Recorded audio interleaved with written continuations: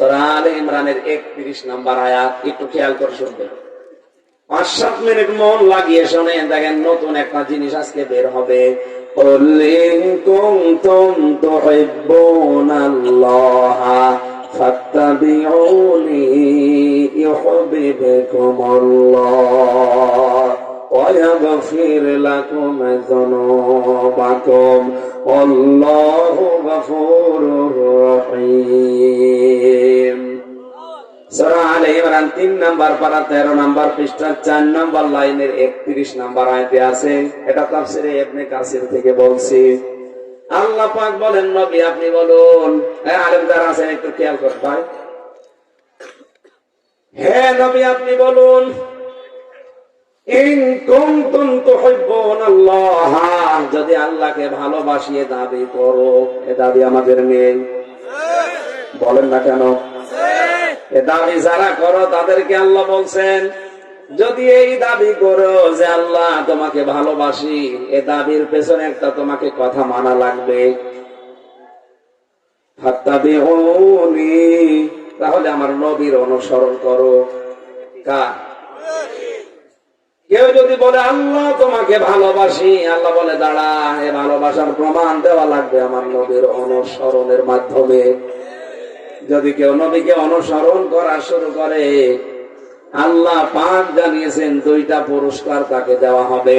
ইউহিব্বুকুমুল্লাহ, আল্লাহ নিজেই তাকে ভালোবাসা আরম্ভ করবে। এখানে যদি 10,000 মানুষ থাকে, আমার মনে হয় খুব বেশি হলেও 10 জন মানুষ এই পর্যন্ত বুঝেছেন, বাকি আন্দাজে মাথা নাড়াচ্ছেন। শব্দের দিকে খেয়াল করেন তো।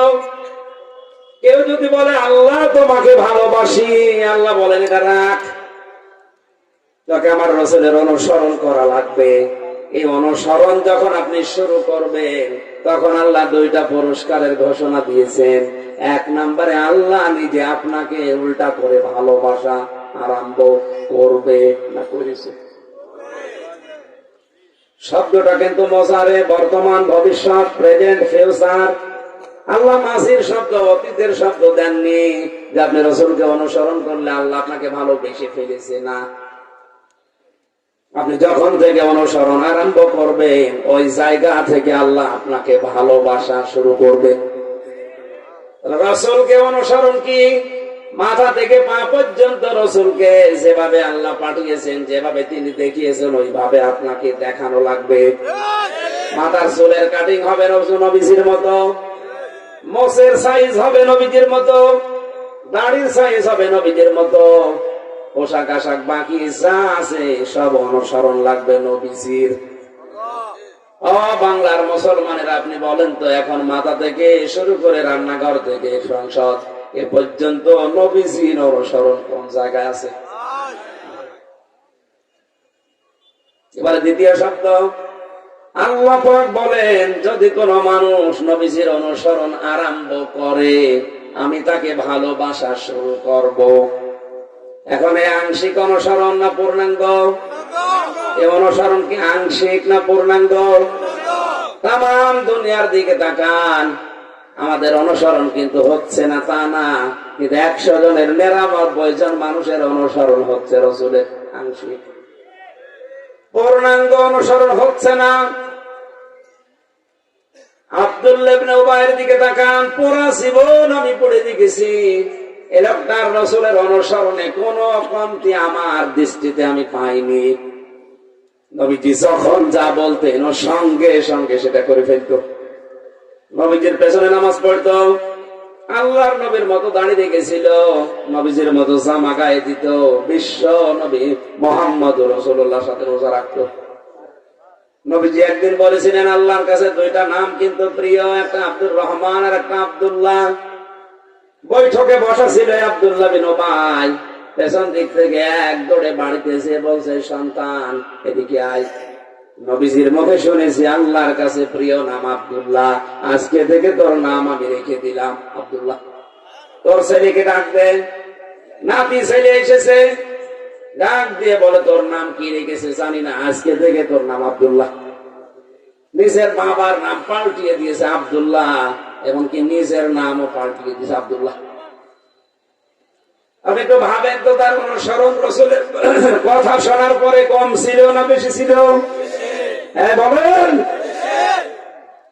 পুরো জীবনটার ভেতরে কোনো দুর্বলতা, কোনো ফাঁক ফোকড় আমি পাচ্ছিলাম না। একটা জায়গায় রসুলের অনুসরণ করতো না রাজনৈতিক জীবনে।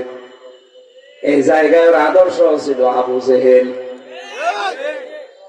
একটা মাত্র কারণে আমার আল্লাহ তাকে শুধু জাহান্নামে দেবে না, জাহান্নামের একেবারে নিচে দেবে।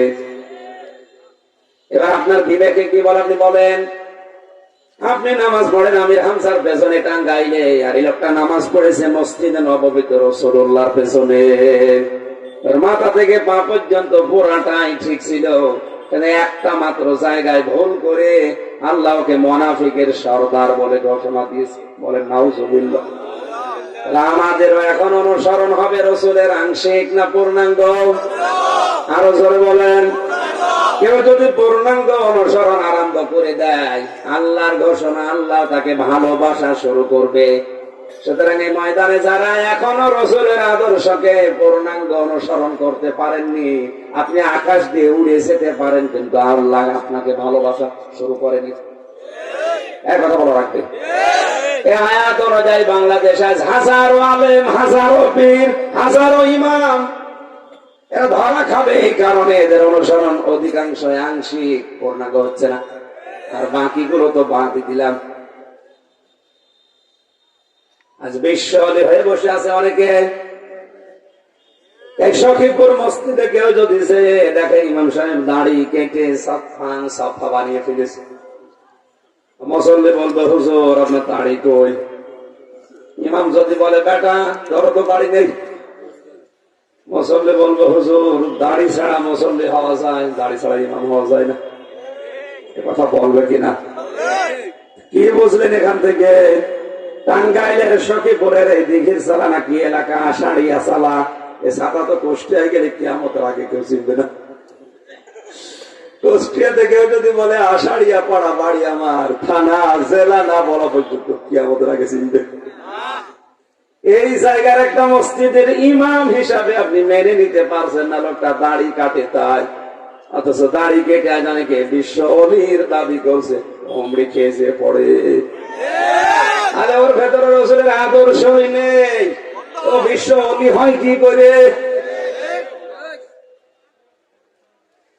আয়াতের শেষ কথা ছিল আল্লাহ যদি কাউকে ভালোবাসা আরম্ভ করে, আমার আল্লাহ পুরস্কার হিসাবে তার জীবনের অপরাধ গুলো মাফ করে এখনই দিচ্ছে, দিয়েছে। তার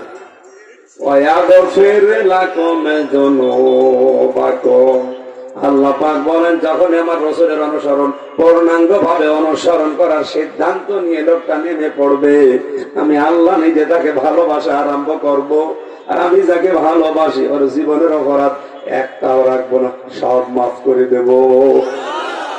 জানবন না দিয়ে জনক দিয়েছেন আল্লাহ। আমাদেরকে আয়াতটা বাস্তবতার নিরিখে বোঝার তৌফিক দিন, বলেন আমিন।